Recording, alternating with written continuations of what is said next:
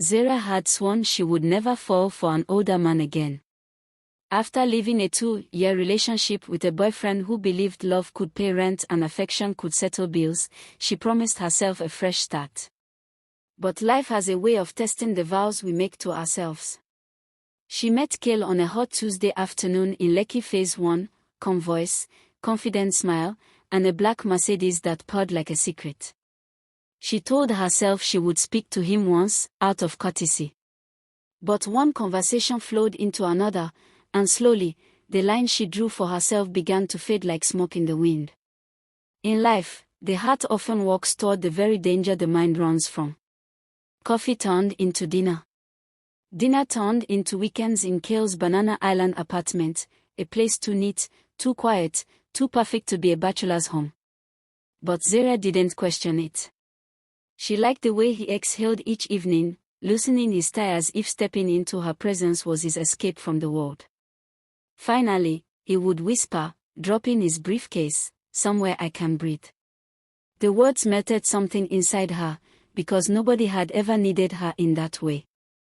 Before long, she was calling him Kai, and he was calling her my calm, the kind of name that felt like a promise. One night, while they lay curled on the couch with Netflix humming in the background, Kai spoke in a tired voice that carried years of hidden battles. "My marriage has been dead for a long time," he whispered.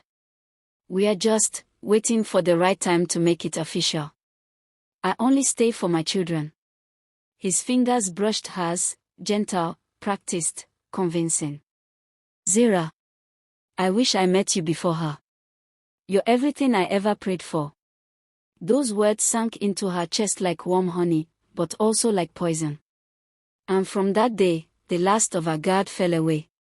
Kai had an answer for every doubt Zira ever had. "She doesn't even sleep in the same room anymore. You're the only woman who makes me feel alive. If not for the kids, I would have left long ago." He said each line with such weary sadness that Zira didn't see manipulation, she saw a man trapped in an unhappy life. Love, when mixed with loneliness, can blind even the strongest woman. Months passed. Kai began leaving his clothes at her place. He brought his toothbrush, his favorite cologne, even a bottle of wine for their nights of peace. Whenever he traveled for work, he FaceTimed her from hotel rooms, telling her he missed the smell of her hair. To Zira, it felt like real love, solid, grown, intentional. Real enough to post soft live videos online with captions like, "Sometimes, you meet someone who reminds you what it means to be chosen." But what she didn't know was that some love stories come wrapped in danger. It was a peaceful Saturday morning. Zira danced barefoot in her kitchen, wearing one of Kai's oversized shirts, pancakes sizzling on the stove. The kind of morning where happiness felt simple. Then came the knock. She expected no one. Kai had said he was in Port Harcourt for a conference. When she opened the door, her world shifted. A tall, elegant woman stood there, calm eyes, perfect lipstick, a small handbag resting neatly on her arm. "Good morning," the woman said softly. "Are you Zira?" "Yes, please, how can I help you?" The woman smiled politely. "I'm Mrs. Kael, his wife." And just like that, Zira's breath stopped mid-air. Mrs. Kael wasn't angry. Her voice was too steady, too familiar with heartbreak. "He is not in Port Harcourt," she said. "He is at home with me." She gazed past Zira, at the men's shoes by the door, the jacket on the couch, the second toothbrush by the sink. "I'm not here to fight," she added quietly. "I came to warn you." Zira's voice shook. "Warn me about what?" The woman tilted her head, pain flickering behind her eyes. "Whatever you think you have with him, end it. Before you end up like the last one." And with that, she turned and walked away. Zira dialed Kai immediately. No answer. On the third ring, a woman's voice played in the background, teasing. "Baby, who keeps calling this early?" Kai's voice followed, calm and dismissive. "Ignore it. It's just work." Zira stood frozen. The lies were no longer pretty. They were sharp now, sharp enough to cut through illusion. That night, Kael called back. "Zira," he said gently, "why are you entertaining her madness? My wife has issues. She's been in therapy. She does things like this for attention." Zira hesitated, remembering the woman's calmness. Kael sensed her doubt instantly. "She is unstable," he insisted. "That's why I didn't want to involve you yet. You're the only reason I'm still sane." He twisted her guilt like a lock. And for a moment, Zira wondered if maybe she had misunderstood everything. That is the power of manipulation, it can make you question even your own eyes. Later that night, Kael showed up unexpectedly. He looked exhausted, vulnerable, just how manipulators disguise themselves. "I had to see you," he whispered, pulling her into his arms. "I can't sleep when I know you're hurting." He told a long story about threats, drama, coworkers spying. And though her doubt still lingered, somehow Zira found herself apologizing. Apologizing for seeing the truth. A few weeks passed. Things seemed normal on the surface, but beneath it, something was off. Kael's visits became irregular. His excuses grew longer. His temper got shorter. "Please don't start," he would say whenever she asked questions. "I'm dealing with a lot." Love built on secrets always starts to rot. One quiet Sunday evening, Zira couldn't shake Mrs. Kael's warning. "Before you end up like the last one." What did that mean? Who was the last one? Curiosity became courage. She searched online, first his name, then his business. Nothing suspicious. But when she typed, "Kael missing girlfriend," one old blog post appeared. "Young woman missing after affair with married businessman." Her heart dropped.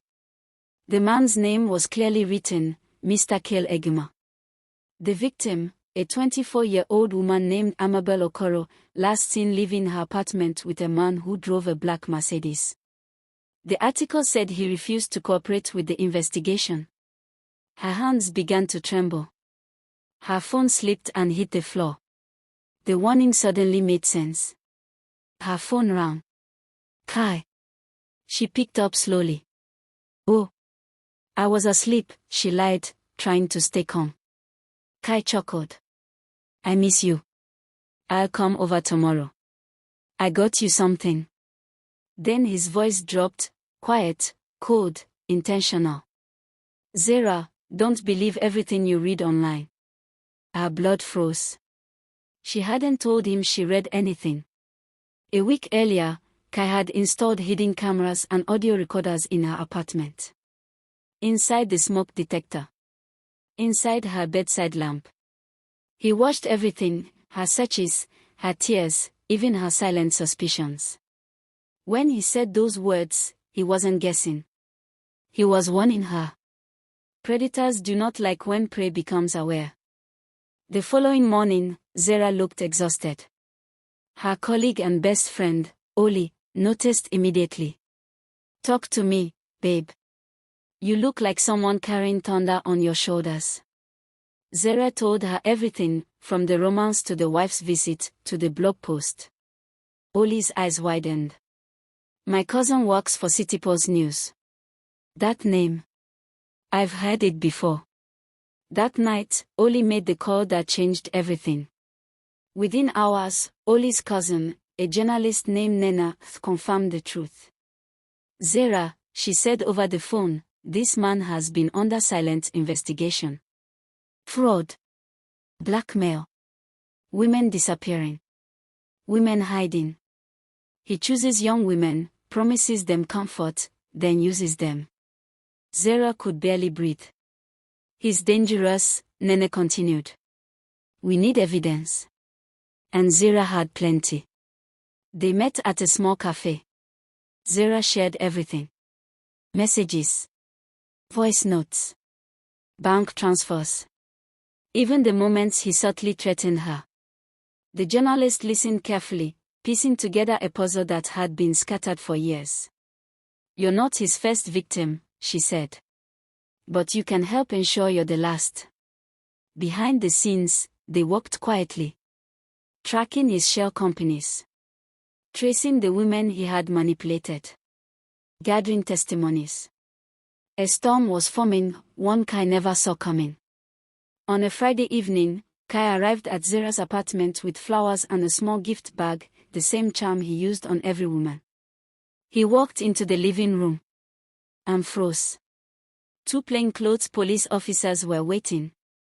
Mr. Kael, one said firmly, "You are under arrest for fraud, coercion, and obstruction of justice." Kael turned sharply to Zira. "Zira, what is this? You set me up." Her voice was calm. "This is me ending it." As the officers led him away, Kael spat venom over his shoulder. "You will regret this." But she didn't flinch. For the first time in months, she felt completely free. The case made the news nationwide. Dozens of women came forward.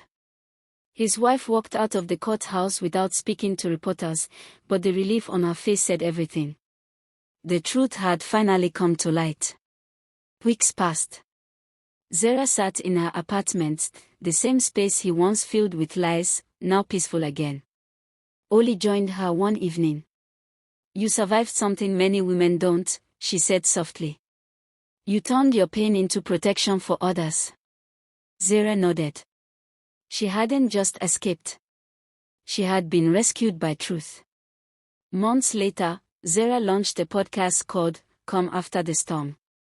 She shared her story, invited other women to share theirs, creating a safe home for broken hearts trying to heal.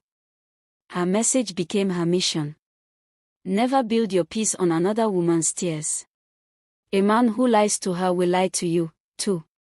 Any love that needs to be hidden is not love, it is danger.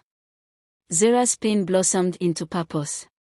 Not every man who calls you my come intends to give you peace. Some storms come dressed as shelter.